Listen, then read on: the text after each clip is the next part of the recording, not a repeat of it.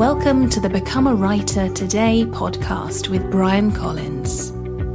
Here you'll find practical advice and interviews for all kinds of writers. Could you imagine writing and publishing over 150 books in a single year? I certainly couldn't, but in this week's podcast episode, I caught up with two authors who are doing just that. The two authors are people that I have followed online for a long time, and their book, Write, Publish, Repeat, was a touchstone for anybody who's interested in self-publishing. They've also just released a new follow-up to that book called The Fiction Formula. I am, of course, talking about Sean Platt and Johnny B Truant of Sterling and Stone, who are also co-hosts of the Story Studio podcast. But before we get into that interview, here's a little bit about what I'm up to for 2020. And it doesn't involve writing and publishing 150 books like Sean and Johnny. Instead, I'm going to focus on writing non-fiction. In particular, I'm going to focus on doubling down on writing longer non-fiction articles and essays. I'm going to write these, of course, for Forbes, which is something I did during 2019. So I'm going to continue to do that. I'm also going to write more personal essays. So personal essays are a type of essay that I learned about maybe 7 or 8 years ago when I was studying literary nonfiction writing. It's basically a form of deeper, more introspective writing, whereby you write an essay on a particular topic and it could be several thousand words long. And I want to do this because I've been writing businessy type articles like I write for Forbes for a while now. So I feel like I need a new creative challenge. And I was considering writing another book, and I probably will do that too. But I feel like I need to explore a different form of writing first before I go and write another business book or another book about writing. And who knows, if the personal essay project, does well, if people find the articles interesting, perhaps I could turn that into a collection that I could publish on Amazon. So that's one of my creative goals for 2020. Something else I'm planning on working on is to continue to develop my online courses. So I have a number of online courses that teach writers how to become more productive and efficient, that teach nonfiction writers how to earn an income, that help writers, get over the fear of sharing their work online and start earning more money from their work. I also want to improve these courses and perhaps create some new ones during 2020. So that's something I'm going to focus on too. I like creating online courses because if you write nonfiction, it's a complement to whatever it is you've included in your articles or your books. The simple fact is people consume information in different ways. A reader might buy your $5 ebook or your $10 print book, read what's inside of that book and move on. Somebody else might buy a course that covers some of the topics inside of that book.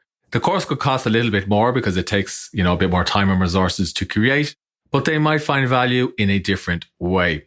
And I've actually bought books and courses from the same authors. Ramit Sethi is one example that I can think of, and I've got value from both his books and his courses. Joanna Penn, who I interviewed on this show, will be another example. So if you're writing nonfiction, I would encourage you to consider about the ideas inside of your book or your articles and how you could turn them into a course. While I was setting this creative goal, I reflected on things I had done during 2019. And like many people, I realized that it wasn't just the end of 2019, but it's the end of the decade. And by the time you're listening to this episode, it'll be the start of the new decade, which is pretty exciting. But it's difficult for me to contemplate what my life was like at the start of the decade.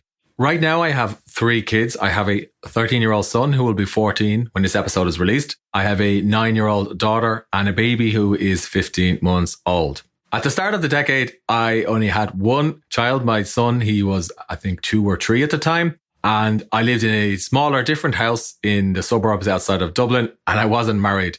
Whereas right now I've been married for about 8 years. Back in 2010, I was working in a job that I really didn't like. It was a job within social care, which I've talked about in The Power of Creativity. But I found it really frustrating, difficult, stressful, and not at all creative.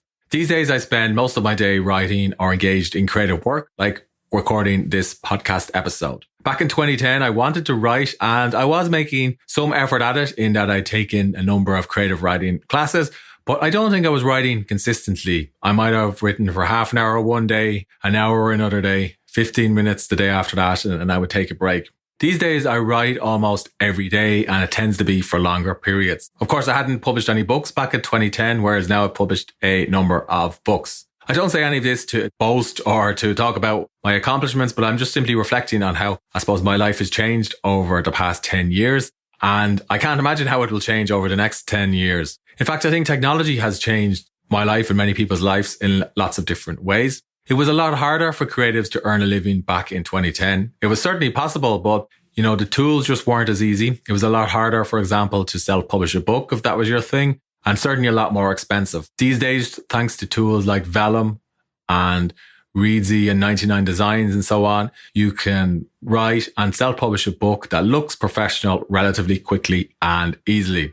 Back in 2010, it was harder to start a blog and a podcast. I actually did start a blog in 2010 about technology, and I quickly let that die. It was on Blogspot. Whereas these days you can go on Medium and start writing about a topic that excites you and find an audience, and you don't need any technical skills to do that. Back in 2010, the iPhone had only been out and wasn't as fast or as useful as it is now for working remotely. Whereas these days you can do almost everything using your mobile device or your tablet. So I can't imagine the types of technologies and tools we'll be using in 10 years' time or how life will have changed for creatives. But I certainly think that there will be a lot more opportunities for people, even more so than there are now today. Because if you're engaged in creative work, I think there's no better time to be alive, simply because of the internet and the tools it's made available. You can connect with your ideal readers, with your fans, and you can serve them in a way that just wasn't possible, let's say back in the 1990s or before that. You don't have to ask for permission. You don't have to wait till somebody accepts your work. And you don't have to do something you don't want to do, because there is an audience out there waiting for you. You just have to be brave enough to go out there and find them and be consistent with your work. I talked there about how I'm going to create some courses in 2020, but two people who are not creating courses in 2020 are Platt and Johnny B of Sterling and Stone and the Story Studio podcast. And actually, their book, which they released a few years ago, Write, Publish, Repeat, was one of the first books that I read when I got into self-publishing. And I think it's been a touchstone book within the self-publishing community in that it offers a clear roadmap for any author who wants to get their first book out into the world and start earning royalties from Amazon and other stores. The title gives it all away. The key idea or controlling idea of that book was simply write your book, publish it, and then repeat the process and do that as quickly as possible. Now, Sean and Johnny took that to, I suppose, a different level in that they've written over 100 books last time I checked, over the course of the last few years. And they've done it through working with co-writers and other collaborators. And that's something they're actually doubling down on in 2020. They're doubling down on it so much that they've moved away from offering courses and also from hosting in-person events. In other words, they've moved away from doing all the things that, non-fiction authors and bloggers and so on do to supplement their book royalties. And when I was talking to Sean Platt in this episode, he explained to me how they've actually mapped out a publication schedule for not only 2020, but 2021. And I thought this was particularly impressive. I, work several months in advance, but to speak to an author who was working 12 to 18 months in advance was particularly inspiring. So I certainly need to improve my forward planning skills compared to these guys. So that's something we cover in the podcast. They get into a bit more detail about why they stopped creating courses in the first place and hosting in-person events. And Sean talks about how they're going to publish those 150 books. The mind still boggles when I say that figure. He also gets into with Johnny what it takes to generate thousands of dollars a month in revenue from book sales on stores like Amazon. I think you'll find this particularly interesting if you're, writing genre fiction. If you haven't written any fiction or non-fiction, or at least self-published it, he explains where new indie authors should start if they want to self-publish quickly. And finally, they get into something called the Flywheel Effect, which is a concept I learned about during 2019 from the business author Jim Collins. But basically, it involves publishing work consistently or finding a process that you work on consistently to gain momentum within your business. They explain what that flywheel effect is in the episode and how it's informed their creative work. There's lots more we get into, but I started by asking Sean and Johnny to explain why they decided to write a follow-up to the, fantastic book, Write, Publish, Repeat, and what they want to achieve with this new book, which is called The Fiction Formula. As far as why we're writing the fiction formula, there's two main reasons. One is to kind of update what we've learned since Write, Publish, Repeat. Now, it's not to update Write, Publish, Repeat. It's slightly sideways of that, because some of the things that we've learned, they don't overlap exactly with what's in Write, Publish, Repeat, but we've learned wholly new topics that weren't even touched then, which we can go into. The other main reason is because our business has shifted to basically wholly fiction. We do write some nonfiction books, but we do just write books now. And that's also something we could talk about. But as we're doing more and more fiction, we've needed to leave kind of the wild cowboy era that used to be the case in 2013 when we wrote Write, Publish, Repeat, where honestly, there was a lot of just kind of figuring it out and a lot of things worked, even if they were sloppy.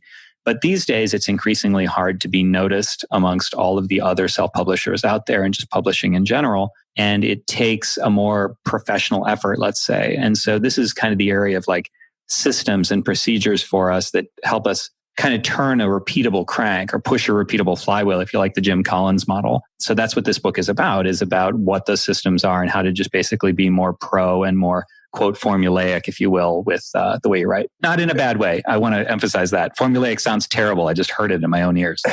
Yeah, it was also for us like a departure from education or a way to simplify what we were doing. Because Write, Publish, Repeat did take off in a way that we hadn't expected or anticipated or really necessarily were even looking for, it ended up guiding a lot of what we were doing for too long. You know, what you said at the beginning of the show and before we started recording, you know, that book had an influence and we liked that. We liked seeing that we had that influence. So we chased that in the wrong way. And because Johnny and I both came up in online marketing circles, so we had the dual devils on our shoulder of people in our space telling us, you need to develop a course, you need to develop a course, you need to develop a course, with an audience who kept saying, we want a course, we want a course, we want something like a course.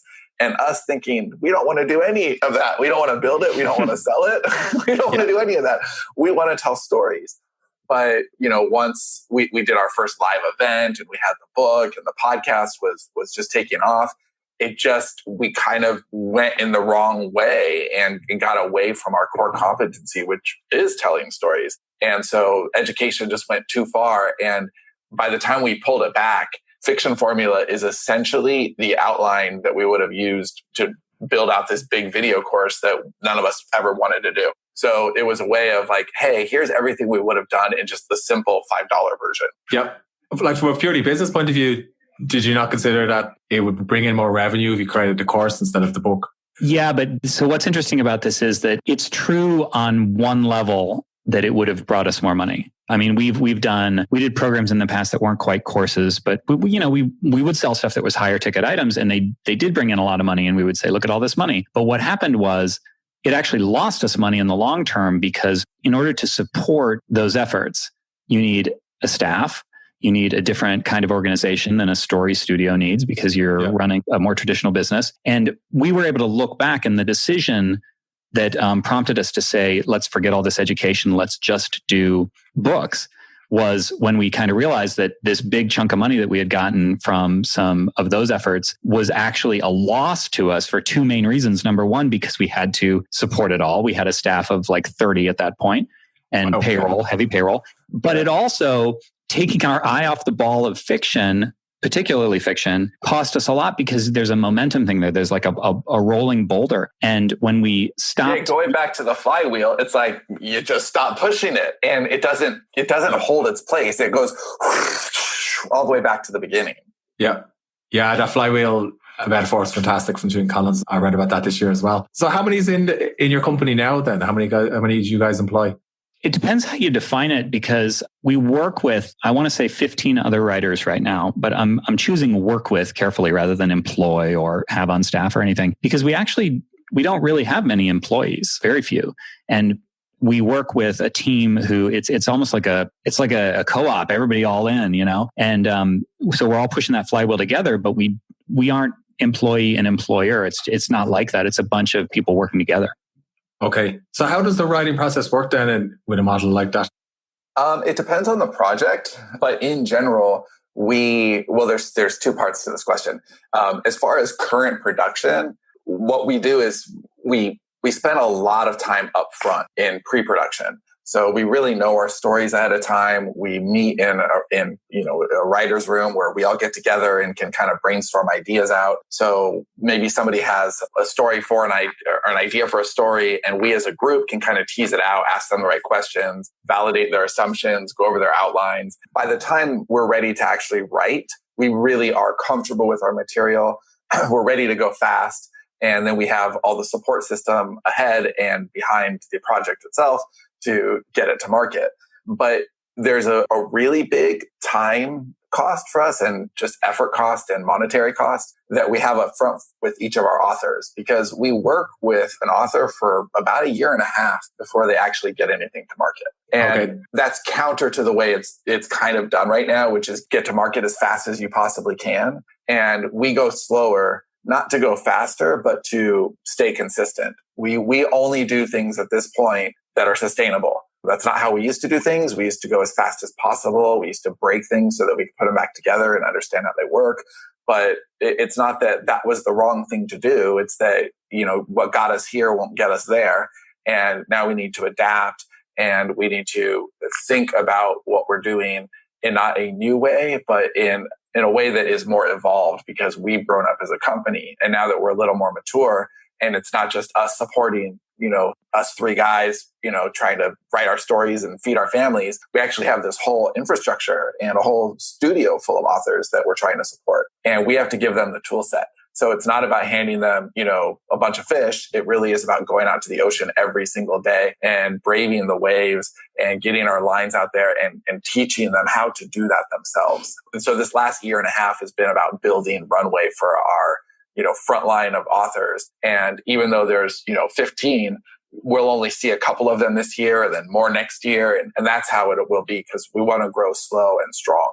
Okay. So how, and this is something that's in the book, but how can somebody, based on what you've described, choose a genre that's commercial and fulfilling? I'm going to leave that to you, Sean, because that's a genre therapy answer, I think. Yeah, I love telling the story, and I'm sure people are going to get really sick of hearing it, but I'll tell the shorter version of this. We stumbled upon this very recently. I want to say last year. It's maybe a year and a half old. But we had, when we were first moving into this production model and we were bringing in authors, we were going to start a romance line, which we are not actually running right now at all. Precisely because of this, we found that a lot of romance authors, they shouldn't be writing romance. They're writing romance because they've assumed that they can write romance, right? These are so, universal story structures. Romance is just one of the easiest genres to write for that reason. If you can create believable characters and you can write believable sex scenes, there is a market there. There's a lot of romance readers. There's also a ton of competition. And if it's not truly in your heart space, then even if you're successful, you end up with golden handcuffs. Johnny and I know a lot of very successful on paper romance authors who are kind of miserable with what they're writing. And we had a romance author who, she'd been writing romance for years and years and years, traditionally published, not traditionally published, in all the writers' groups and forums. It was romance. And our job is to develop really commercial ideas. So the idea itself was rockin'. The name of the franchise was rockin'. It was the kind of thing where you could give a reader the same but different experience over and over and over. But we pilot everything. We treat it like, okay, here's the pilot. Is this good enough? Do we go to full series? And so we were at the pilot part of this discovery process for her. And the pilot should have been good enough. It should have been based on the elements and the writer we had assigned. It should have gone to series, but there was something slightly off about it. And we had to have a meeting about that, because in our company, a good enough story isn't. We really want to build, but we're creating perennial content. And that means sometimes, not taking something to market if it's not good enough. And this was good, but it was the first one and we really wanted it to be great. So we were asking around, hey, what is it about writing romance that you like? She liked the banter. She liked the back and forth between characters, getting into their heads, the emotions, all of this stuff. But really nothing that she said couldn't be in a buddy cop movie or, X-Files type. Well, setup. And importantly, she didn't like writing sex scenes or happy endings. The two key parts of a romance book. Right. I was just getting there. The stuff that she didn't like was like the core heartbeat of any romance. You have to have a happy ending. She doesn't like happy endings. You have to have sex, even if it's implied, and she doesn't like writing sex. So those are big barriers. So we got to asking her, well, if you could write anything, what would you write? And she asked us in all seriousness, this sounds like a punchline, but it wasn't. It was a very serious question in the moment. She said, is there anything like a Jack the Ripper romance? Well, no, there's not. But there are serial killer thrillers where maybe a male and female cop need to work together and you can keep the banter and the chemistry, but not have all the stuff you don't actually want. And it turns out she's a dark thriller author. That's what she wants to write. It's what she's always wanted to write, and she didn't actually know it. And what we found is that most authors do not understand what the true intersection between what is commercial and what is viable for them as a sustainable creative outlet.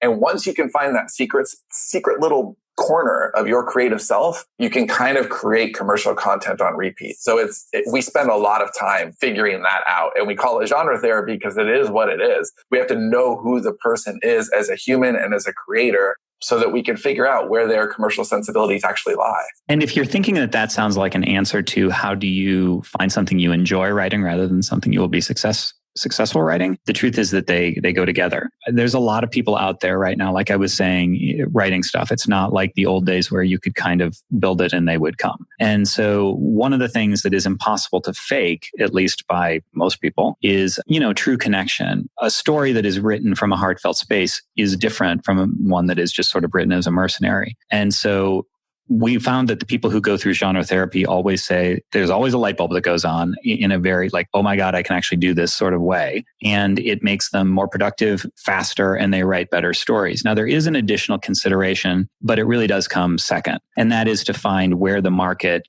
has, things that like weaknesses or things, holes that need to be filled that overlap with the Venn diagram of what you just learned about yourself in genre therapy. And so it basically gives you a subset from which you can pick, and you choose a commercial genre that's doing well and fits the other criteria from your subset. Okay, gotcha. And you also said something there, or perhaps Sean said it, if you build it, they will come. That's not really working anymore. And that seemed to be an idea in Write, Publish, Repeat. And certainly Amazon ads are harder these days as well. So are you guys relying on the quality of the work for it to stand out instead? Is that the change? Well, there's a few things. Primarily, yes, the quality of the work does matter because good enough just isn't anymore. The market is so beyond saturated. You have no hope of standing out if you're just writing a rough draft and, publishing once a month. Like you may trick readers a couple of times, but you're not going to build a list of just passionate, devoted fans who are dying for what you're reading next. And it's too easy in, especially KDP Select, you just go from one to the next, to the next, to the next, because it's free. And, KDP Select feels very temporary for us. And we do use it as a vehicle because it does have its benefits. Of course, that's where so much of the traffic is right now. But it's not sustainable. We want fans who are willing to pay for our work. We want our work to be in a place where the decision makers in Hollywood are able to see it. And so far, all of our options and interests have come from outside of the Amazon ecosystem. So that's important to us long term for what we're trying to build. But we absolutely can't ignore that. And what we need to do is approach the entire publishing adventure from a different perspective, which is through patience. And patience is not, pervasive right now in the indie publishing community. People are trying to go as fast as they can. There's a lot of fear that there's too much competition and that this is the end. And I mean, that's the way it's been since 2013. It's gotten worse, but the actual culture hasn't changed. It's that, there isn't as much of an abundance mindset. And if you are competing for the quality of your story and you're willing to be patient, then I think the mathematics of Write, Publish, Repeat actually still hold true, if not more than ever, which is you have to build your reader base and then do it over and over and over again. You have to get better by the book. And better by the book doesn't just mean creating a better story. It means creating a better reader experience. It means communicating better, bonding better from book to book to book. And that's just turning the flywheel. And if you do that with a lot of intention and you do it with quality and you're constantly making your readers happy and giving them a reason to consume what you have next and share what they just enjoyed, you will build a sustainable career. So we approach it that way, but also we approach it more as a collective where there's a bunch of us. So we are really able to prop one another up, take turns in the spotlight and just rotate the carousel in that way. And the collective that you've described, I presume you're not all in the one office. Oh no, we're all over the world. All over the continents. I mean, I think Antarctica is we don't have anyone there, but yeah, we're all over. How did you bring together such a diverse group of writers across all those genres? the education department that we ultimately had to close. Yeah. We've always put a lot of ourselves and a lot of our personality into what we do, which is why we were able to hold live events, which is why our podcast was successful, which is why people bond with our nonfiction books. And so 100% of the people who are in our studio came from our community. And I imagine that's the way it will be going forward. It's one of the big benefits of continuing to teach through nonfiction books is that it allows us to kind of codify what we know and get it out there. And we believe that over time will help to elevate the culture in the indie community and put quality first. And we really believe in that. And we're really allegiant to that. So we want to keep stoking that fire. But yeah, beyond that, we think that keeping ties into the community means that we'll have access to that talent pool. And we want driven, smart, writers who just want to do things in a different way, but want a community to do it with. Okay. And you talked there, I think you said you've 15 writers or so you're currently collaborating with. So how do you balance then like maker time and manager time? That's a lot more on Sean than it is on me. I'm mainly a maker and he's like serial collaborator. He works with everybody. Okay. I try to make myself as obsolete as I can, as soon as I can. Right now, we're heavy training, but we won't ever be bringing on a big wave of writers like we did in this first phase. Right now, we have a lot of people who are all kind of at the same stage. And so we're learning our processes now. Throughout this next year, throughout 2020, we'll be publishing what we call our core curriculum. And that's we're basically building all the books and the processes for our own studio. They're SOPs, but way sexier than that because they're actually teaching you how to write and sell fiction. And so we're creating those for our storytellers first and then sharing them with the general audience as just regular nonfiction books. But once that training process is complete, it'll be a lot easier for us in the future to bring in authors one at a time and have them go through that process. And I won't have to be a part of it because that's the reason for developing it with these authors and developing the core curriculum. Ideally, I just want to write with my few partners. Right now, I write with Dave and Johnny and Bonnie. And that's to me, nirvana. I would love to just do that. And maybe one project or author at a time who really needs my attention. But by and large, just that's where I would spend my time. But right now, I'm perfectly content to take my time getting there and just use a lot of my maker time to help the studio along as a whole. And Johnny, are you spending much time each day writing? It sounds like your process is a bit different to Sean's. Yes. So I'm basically, I write in the mornings. I actually just finished for the day and same as Sean, but I'm just working on my own stuff or usually stuff that's collaborative with Sean. I just have like one or two projects that are solely me. But yes, I still spend most of my morning writing. Okay. Did you spend your morning writing as well, Sean, or do you work on the business stuff in the morning? No, I try to never, ever do business stuff in the morning. This is actually a very rare exception. I write until noon.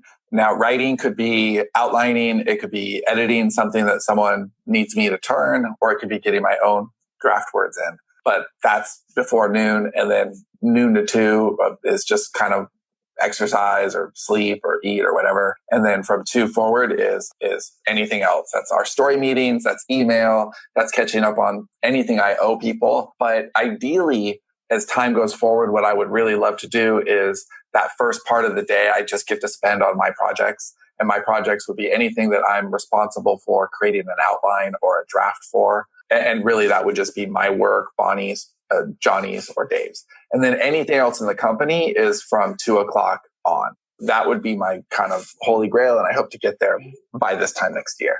Okay, gotcha. So I suppose just to return to what we're talking about with courses there a few moments ago, most of the nonfiction authors that I've interviewed or talked to have a business behind their nonfiction book. I don't think many of them have a business like you guys, but do you think courses are on the way out as a business model for nonfiction authors? Or is it just something that you guys just pivoted away from? I don't think that they're out. I think that I think they've already begun to change, and I think they're going to continue to change. So when Sean and I started on the internet, you could basically, this sounds a little jaded, but it's true. You could basically just gather a bunch of people together and interview them and sell it for $97 or something else ending in 97. Oh my God, it's sad but true. Right. It was very, very true. And so it slowly bled away from that, and you had to have better courses and better courses. And we know some people who really make some amazing courses and kind of do them. It's like a university replacement almost. And I think that we're going to see more and more of that. And I think we're going to see an acceptance that I think we already are seeing an acceptance and have seen for a while, that there's a lot of free stuff out there, and people tend to just go and Google and listen to podcasts under some of the same circumstances where they might have gone and just bought a course in the past. I think that now the game has changed so that you really have to up your ante. You have to have top level curation, i.e., yes, you could find this out there for free, but we've, put it in a form that makes a lot more sense. And we've called the best, and we've developed some stuff that you're not going to find out there. I still think that a nonfiction book into an education business, let's say, a business that educates in some way, is definitely the way to go for a lot of people. But I think that you can't just slap up videos anymore. It's going to be something where it's live consultation or speaking or really top-notch courses or something like that. You guys, there's 15 or 16 people that you're working with, but what if somebody was just getting started? How can they take away some of the lessons that you've learned to, I suppose, get their stories out into the world and start earning from them? Well, I don't think you need a big, giant studio. When we started, we're only where we are now because of the things that we've done. And when we started, it was just the three of us. And technically before that, it was just Dave and I. That was still collaboration. The point is, you don't have to go out there alone. And I think things are more niche. I think getting information needs to be more targeted, needs to be more specific. And, to go back 1 second and answer that question, yes, I think that the course model in the future, Johnny's right, it has to be more curated. And for someone like us, it's not that we are opposed to teaching because we like making a difference, but we don't want to divide our time from what we're truly passionate about, which is not teaching. Teaching is something we can be happy that we're doing, but it's never going to be as passionate for us as just telling story. So in a curated type situation where, like with Masterclass or something like that, where we were being ourselves and providing content, we actually did something like this earlier in the year where we went to a location and something was shot and they put it together, and that's all we had to do. And that, to us, I could absolutely see, because we're not creating the content, we're not selling the content, we're participating in the content so that there's impact there. And I think that makes a big difference. And for the lone author struggling, there's so much to consume, there's so much to learn, and there's so much to actualize. And the way it was a few years ago in the cowboy years is we just did that all. I don't mean just us. Anybody in the indie space was kind of figuring out how to do their own covers and wrangling their own edits and all of that. And the benefit of our studio is that the authors who are working there, they get to do the part of the process that they like most. For the majority of them, that's just writing drafts. They just want to tell stories. So giving them support on all the other ends where they can just do what they do best, lean into their superpower, and give us really great quality perennial stories, that works. Now, you could do that in baby steps. Find a collaborator who's really great at outlines if you want to write drafts. If you really just love writing outlines and creating the stories, then you can do that. I'm lucky enough to have found collaborators on either side. Even before the studio, Johnny loves to write drafts, so I can write him outlines. And Dave would love to give me a concept, which I can then write a draft for. So I got to collaborate on both sides of that. And most people are not as aggressively ambitious as I am in that way. So one collaborator is plenty. It's just somebody to help you with whatever it is that you're not super great at or excited about. And if that's the business end of things, find a collaborator who's really good at that. If you're the business end of things, find somebody who's just purely creative and can help you with that side. It's also worth pointing out that I know that from the beginning, so this is a little bit of a rabbit hole, but when I first started on the podcast, I looked at Sean and Dave like they were a different species. How could authors ever possibly collaborate? Now, obviously, that my opinion on that has changed, but I think that a lot of people do think that way. It's like, oh, well, that's interesting that they talk about collaboration, but that is too complicated or wouldn't work for me or some other reason. That said, I think that everybody collaborates to some degree. You're collaborating when you share an outline or a story pitch with your significant other or a friend. You're collaborating when you get a book cover done or work with an editor or anything like that. So I think it's important for authors to understand that when we talk about collaboration, there's a spectrum there. And you can be a quote unquote sole author and still use everything that we talk about because in the wider picture, nobody works alone. Yeah, it's definitely a good idea to consider what tasks you can outsource, even if it's just you. And that could be just the book cover designer or an editor or proofreading, and then taking it from there. The model you've described seems a little bit inspired by what studios do for television shows. Oh, yeah, we stole it directly. It's not inspired so much as thieved. It's thieved. And we even use their language. I mean, when we talk about casting and location scouting for our fiction, yeah, those are movie terms. Okay. Oh, gotcha. Okay. Episodes and seasons. That's another one. Yep. Yeah, we steal everything good.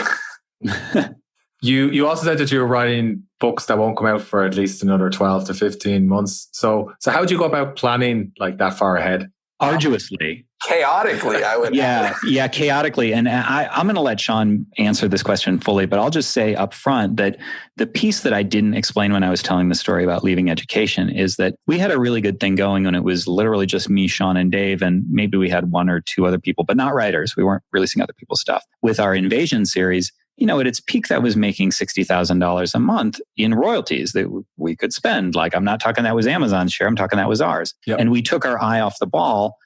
And that's one of the other reasons that it all cost us so much. So those are significant royalties. Is it possible to get those kind of royalties back?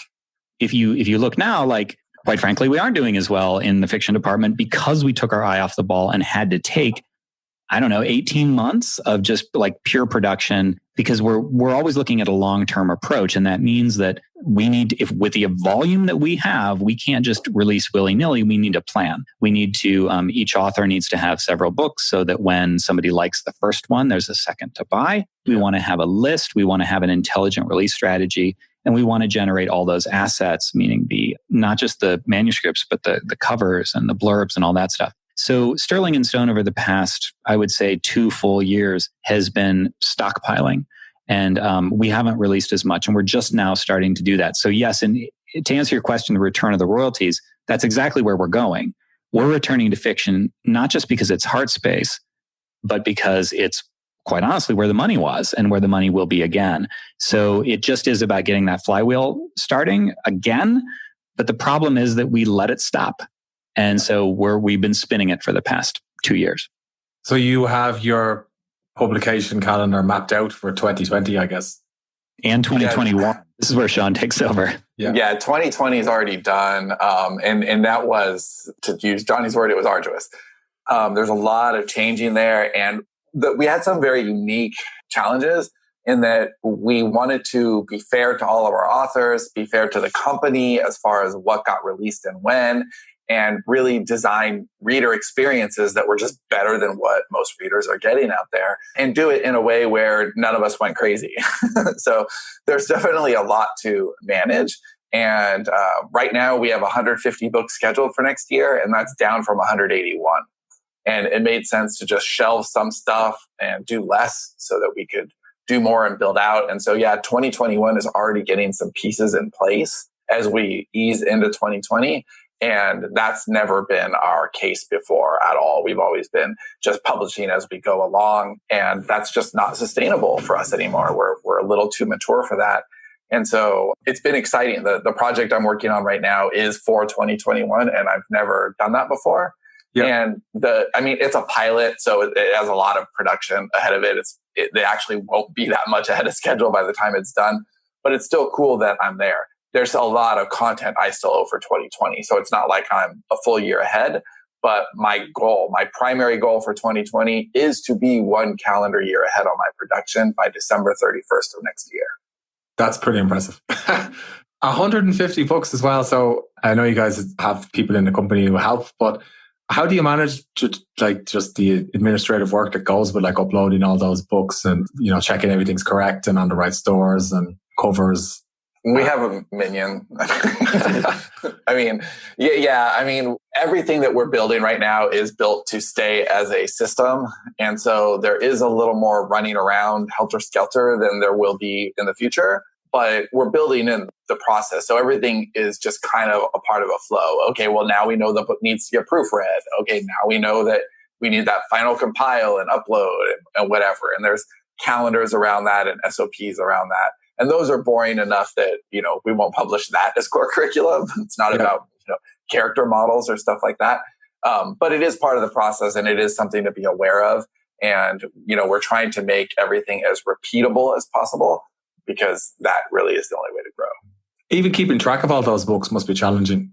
Yes. Like the list of titles. What is it just in a giant spreadsheet or have you found some other way? No, it's just in Airtable, a giant spreadsheet. Your spreadsheet on steroids, yeah. Well, no, wait, this isn't quite ready for debut, but that does undersell it a little bit because, I don't want to go too deep into this or whatever, but we have what's her title, Sean? Director of Marketing. Okay, so she's director of marketing, but she's also sort of taken on the monumental task of systematizing a lot of what you're talking about and built us this database sells it short. Like it's kind of nuts what she has done, like a portal almost for all of our authors to be able to come in and it will eventually, it's not ready for prime time yet, but it will eventually handle all of this stuff. It'll help us keep track of where all the books are and what stage they're in and what the deadlines are and what the publication calendar has to say and what royalty percentages are. It goes on. Even as simple as like, I'm a fan of this other author in the studio and you can download any of their books. So there's even like a small community component to it. It is very impressive.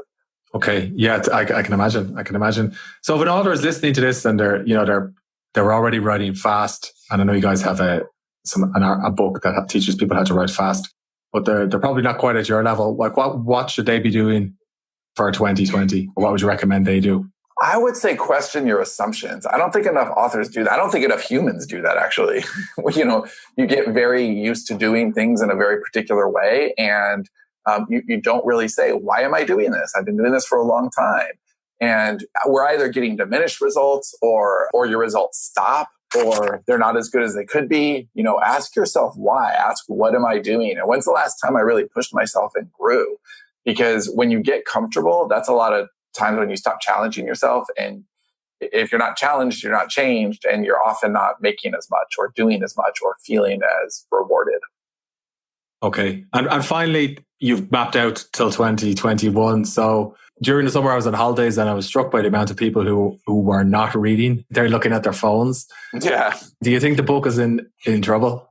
Whether it is or not, we're prepared for it. We'll always publish books, but we're getting into every form of storytelling with a big migration toward film and television over the next few years. And storytelling will never, ever, ever go out of style.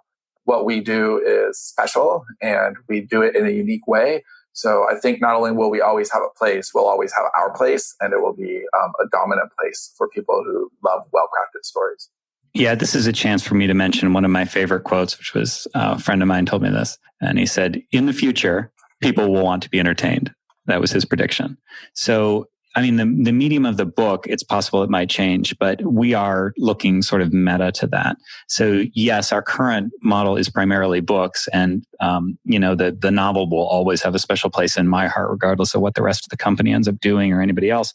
But it really is about entertainment, and the mode that we're entertaining through right now is mainly books. With we're starting to get some forays into film and TV. It's just entertainment.